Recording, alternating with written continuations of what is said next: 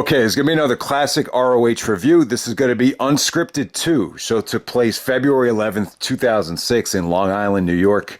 The heart of the wintertime, major snowstorm. Usually when they do these unscripted shows, there's usually a snowstorm where you got talent arriving late, or in some cases, a lot of guys do miss their flight, so the card has to be shuffled around. So yeah, a lot of talent missing from the show, and a ROH legend saved the day, and CM Punk makes his triumphant return.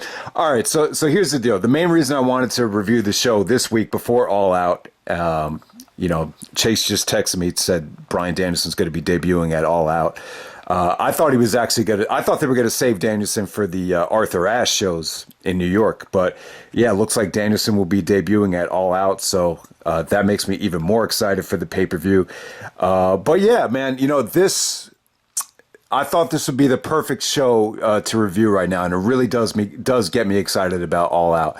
CM Punk alluded to this in his promo that the last pro wrestling match he had was at Punk the Final Chapter. August 13th, 2005 was his last pro wrestling match. But so I thought about him like, you know what? He's totally disregarding the unscripted show. I think both Punk and Gabe and Carrie Silken, all the ROH guys, and Punk even thanked a lot of people that made this happen. It was done. It was very well done, and it's amazing that they pulled it off, especially in the midst of this snowstorm. But yeah, they didn't advertise Punk. Even when the DVD came out, I think they wanted to keep this a secret. Punk was very adamant that he didn't want like the Punk the Final Chapter show to be tarnished, or call this Punk the Final Chapter Part 2 or whatever. So yeah, when you buy the DVD, CM Punk's name is even on the back. It says Bryan Danielson and a mystery partner versus Jimmy Rave and Adam Pearce. But yeah, bottom line was Punk's promo actually did make me think of this show. And then at the same time, you got Punk and Bryan Danielson, tagging up here, and they're going off to AEW as well. So it really does. The show really does capture Punk and Bryan's feelings of the WWE, and just, you could definitely get the sense of, Punk being a little bit frustrated and a little bit, at the time, Punk kind of seems, I wouldn't say that he sounds angry, but I think coming back to Ring of Honor kind of gave him a chance to come out and just kind of, get it out of his system, whether, how much he actually missed the company. And maybe it did make him a little bit more focused, more motivated to get back to the WWE and really, make something of himself. And then at this particular time, Bryan Danielson really came across like he was, anti-WWE, like thank God I'm not in the WWE. I don't have to wrestle, that type of style. It really felt like Bryan Danielson had the mentality that like a guy like him is never going to be accepted within the WWE. Like it really did almost come across like that. And Punk really kind of showed, some of the scars he was dealing with. He even said, they're saying that I'm way too cocky. They want me to remove my tattoos. So you could really feel like the mentality that they had, like that, it almost felt like the WWE just was not for them. And it kind of, and if anyone was a little bit baffled at the choice for both of them to go to AEW, I think the show kind of exemplifies exactly why they're going. So yeah, man. This was a huge surprise to see Punk. So when Punk came out, they played a little bit of the AFI music, like they didn't play the whole song. And then all of a sudden Punk shows up, and the thing was, like, if they said that they had a huge surprise in store because a lot of the talent was not going to be making the show. So if you're disappointed with our surprise, you could actually ask for the refund. So when Punk comes out, people are going crazy. They're treating him like a god. People are screaming, and then there's a chant, and they chant "fuck the refund." So I thought that was a pretty funny chant. But the first thing Punk does when he comes out is he has a promo with Colt Cabana, and at the time Cabana's really stressed out and really angry. It talks about how he almost died in a pro wrestling ring because of homicide and the Drano. I believe it happened at Final Battle. So Cabana doesn't have his head on straight. He's actually not happy to see Punk. Punk talks about how when he visited Chicago, like he couldn't get he couldn't track down Colt Cabana. And he said, when your mother is actually calling me and you're nowhere to be found, I think we have a problem. So that was, pretty interesting, the dynamic between Cabana and Punk. But I did want to touch on this, while we're on the subject. Cabana in AEW, it's kind of been a little bit weird. I'm not going to say it's been disappointing, but, when they brought Cabana in, I always thought, maybe, Cabana and MJF will be quite the feud, because I do think they look alike. I think, they're both different, but you could definitely see the similarities, as a lot of people have pointed out, with the way they look and everything. But yeah, Cabana being a part of the Dark Order, he really hasn't been, used that well in AEW, and it's not really anyone's fault. It's just, if a Punk and Cabana feud is ever going to happen, it's gonna take a lot, like in terms of just to get Cabana away from the Dark Order. It'd just be kind of weird to do it kind of out of the blue. But eventually, I like to see it, though. The Punk and Cabana have a great history. Obviously, there's been reports about the falling out over the Doctor and the podcast. But I just think that would just make for a great story. Out of all the feuds in AEW that could potentially happen, I think Punk and Cabana is something I definitely want to see. It doesn't really tie into Punk helping out any of the younger talent, but I like to see it. But it just seems like, as of right now, it'll take a lot to get there. So there we go with that. And I didn't want to do like a match by match review of this show, but really, bottom line was, guys, like, a lot of guys were missing from the show. Like, I'm trying to think: Matt Sydal, Delirious, Homicide, maybe Jack Evans. The roster was definitely depleted tonight, but you still had like the major players still there. You had Nigel, Aries, Punk, Bryan Danielson. Samoa Joe was actually missing. Roderick Strong did make the show. And, but yeah, I thought this Unscripted actually flowed a lot better, than Unscripted 3. Unscripted 3 definitely felt like a mess. There's mixed feelings on that show. I think Chase said it was like one of the worst ROH shows of all time, in his opinion. A lot of people did think that. One of the worst shows of 2007. I just remember that Claudio Hero match. It just seemed like they were just trying to waste time just to wait for other guys to show up. That went like 29 minutes. I do remember that. But the show as a whole, it just felt like Gabe's booking style at that time was a little bit over convoluted, and the show just didn't flow very well. But I thought this Unscripted, it actually came across really. If the flow was actually exceptional, in my opinion. So yeah, I thought they actually made the best out of a bad situation. Really, the match of the night was Nigel McGuinness versus Austin Aries for the Pure title. I would definitely say this was definitely the highlight of Nigel's Pure title reign up to this point. It probably wouldn't have happened if it wasn't for the snowstorm.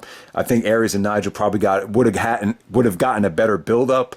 But Aries actually got a standing ovation. They put on a compelling match with the rope breaks, and it's funny. Like, there's so many times in a Pure title match, you almost forget about how many rope breaks the guy has. But if you really pay attention, these Pure title matches are just really fun to watch. But it's sometimes it's hard to keep track of. Like, oh, he lost a rope break, and the ending was great here. This might have been like one of the only times someone kicked out of a 450. I think Joe did it at Final Battle, but Aries actually hit the 450. Nigel kicks out.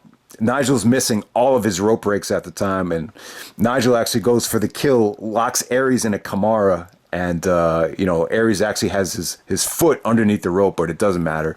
But yeah, that was a really engaging match. It was athletic, but at the same time, Nigel really got to play a great heel with his European style and his dirtiness. So yeah, that was a great match right there. Definitely the match of the night. I think I did talk about it on the Pure title mixtape. But yeah, very much a hidden gem right there. But nowhere near compared to some of the stuff they would do a couple years later. Also, the other match on the show for the world title, you actually had Xavier. So you had a lot of like the local guys like Azrieal, Xavier that were in the area that were willing to get to the show. So Bryan Danielson versus Xavier. So you have the second ROH champion going up against the current ROH champion. And yeah, this was good.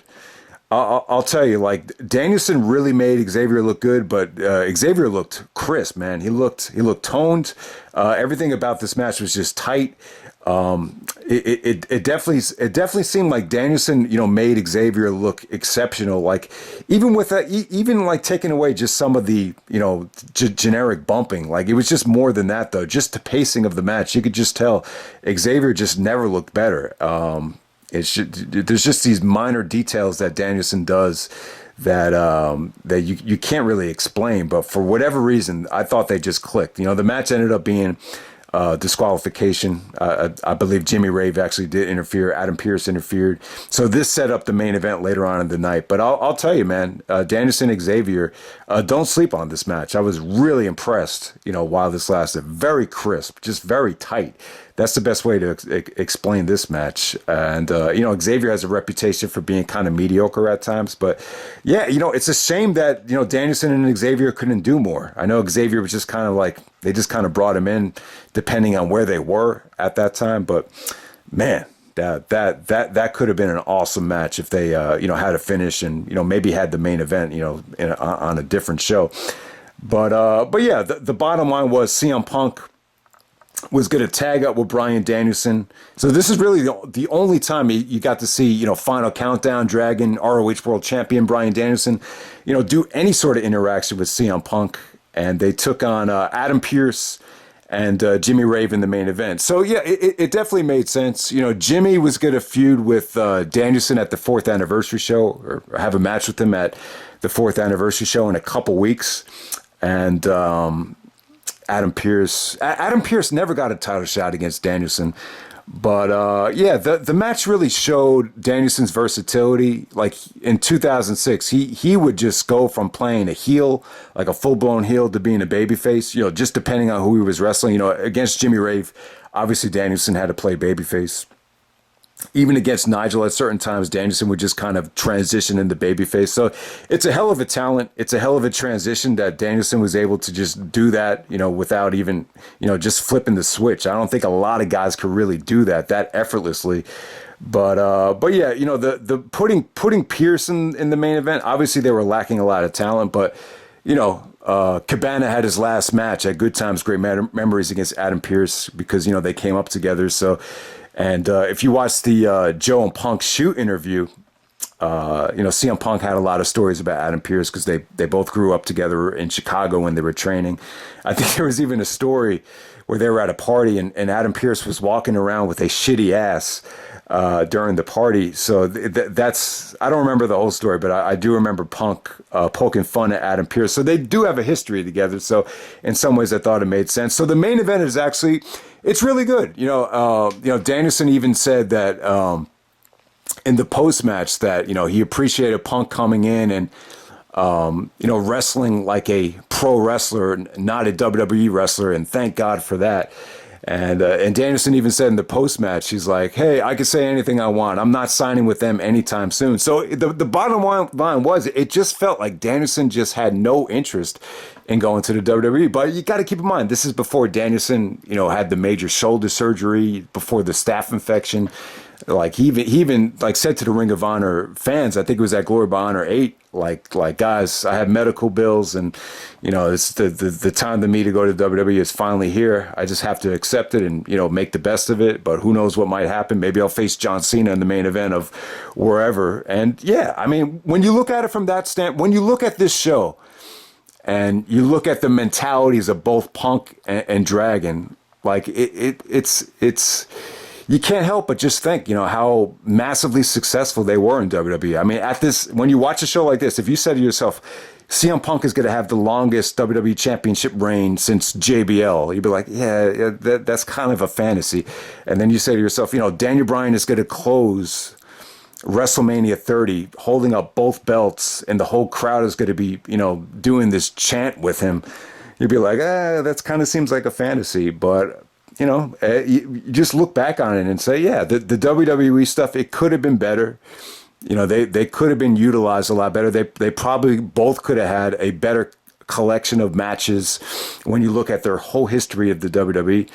And, injuries definitely did get in the way and everything. But when you look back on it, they both achieved a lot. But still, like, both guys were very hesitant. Both guys almost felt like they were going to be handcuffed in the WWE. And a lot of, even though they did achieve massive success, in a lot of ways, it definitely still felt like there was still a massive amount of burden because of all the handcuffs that the WWE parameters kind of give you. So there's a lot to think about when you think of it from that aspect. But yeah, the main event is definitely good. I thought it delivered. Danielson played full blown babyface here. Gabe even said it's the first time he did the dive out into the crowd since the Midnight Express reunion. I was like, wow, this is the first time he did that. And there was just some great breakups from Danielson too. Like Punk was going to get pedigreed. Danielson comes in with a drop kick off the top rope. That missile drop kick looks sick. There were some great double submissions with the cat mutilation and the anaconda vice, so that had great drama. Punk actually goes over and makes Jimmy Rave tap out, and it's kind of baffling that you'd have a guy already in WWE developmental actually going over at this point. But yeah, I think for a show like this where you're robbing the fans of so much talent, you really wanted to make them go home happy. Plus, at the time, you didn't want to have Danielson go over Jimmy or Jimmy go over Danielson. So I definitely think it was the right call. Pretty engaging main event. Punk was awesome here too. He was doing snow angels in the snow after the show was over, and he totally destroyed this fan. There was one fan that chanted "sell out," and he totally just shit on him, just humiliated him. And he said, you had a chance to get a refund and you didn't, so you're the dumbass. And there's more to it than that. You have to see it to believe it. He totally crapped on it. So Punk looked really happy here. He looked happy to be back. And it definitely was a great moment. But it just seems to me like he didn't want